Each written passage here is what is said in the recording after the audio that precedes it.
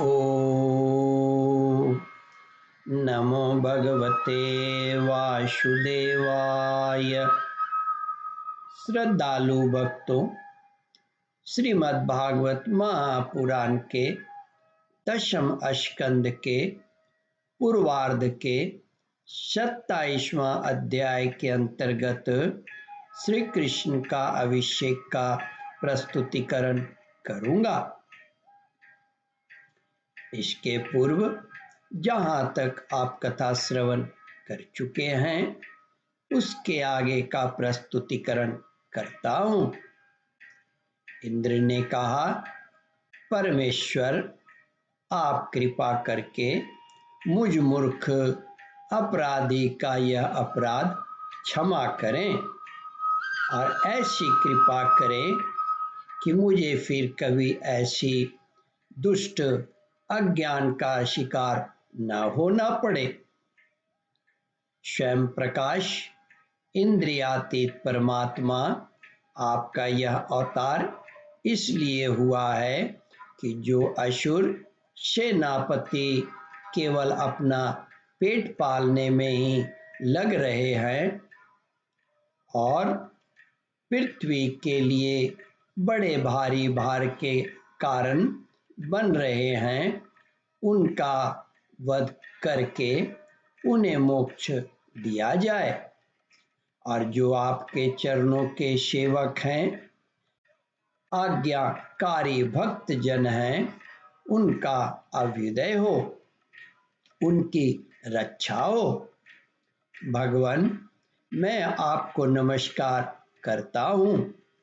आप सर्वांतर्यामी पुरुषोत्तम तथा सर्वात्मा वासुदेव हैं। आप यदुवंशियों के एकमात्र स्वामी, भक्त वत्सल एवं सबके चित्त को आकर्षित करने वाले हैं। मैं आपको बार बार नमस्कार करता हूँ।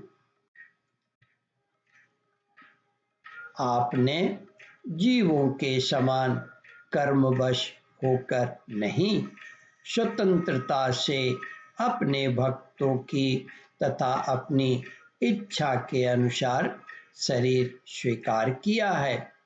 आपका यह शरीर भी विशुद्ध ज्ञान स्वरूप है। आप सब कुछ हैं, सबके कारण हैं और सबके आत्मा हैं।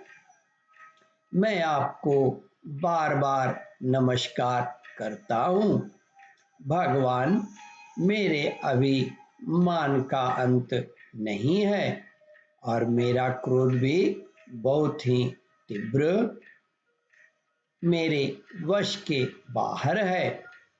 जब मैंने देखा कि मेरा यज्ञ तो नष्ट कर दिया गया, तब मैंने मूसलाधार वर्षा और आंधी के द्वारा सारे ब्रजमंडल को नष्ट कर देना चाहा, परंतु प्रभु आपने मुझ पर बहुत ही अनुग्रह किया।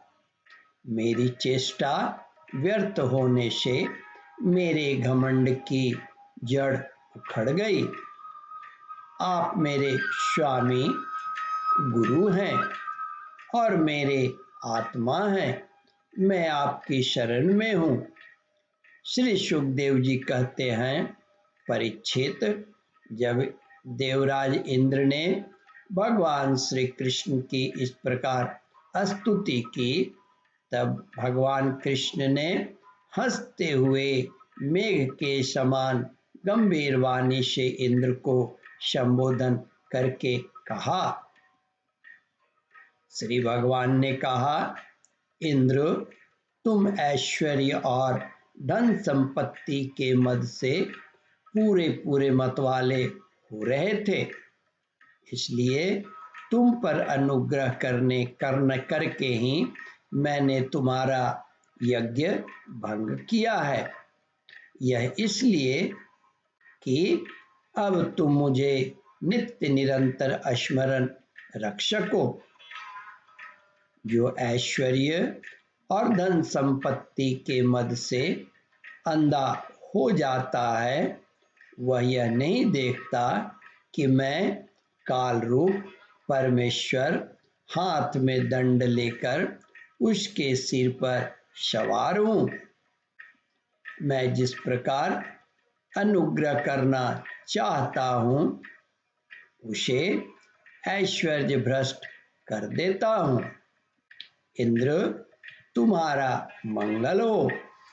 अब तुम अपनी राजधानी अमरावती में जाओ और मेरी आज्ञा का पालन करो। अब कभी घमंड न करना। नित्य निरंतर मेरी सन्निधि का, मेरे संयोग का अनुभव करते रहना और अपने अधिकार के अनुसार उचित रीति से मर्यादा का पालन करना। ओम परमात्मने नमः। श्रद्धालु भक्तों, इस कथा को ध्यान पूर्वक श्रवण, मनन और इसका चिंतन करें। इस कथामृत का रसास्वादन अपने बंधु बांधवों को भी करावे। इस वीडियो को शेयर और सब्सक्राइब करें।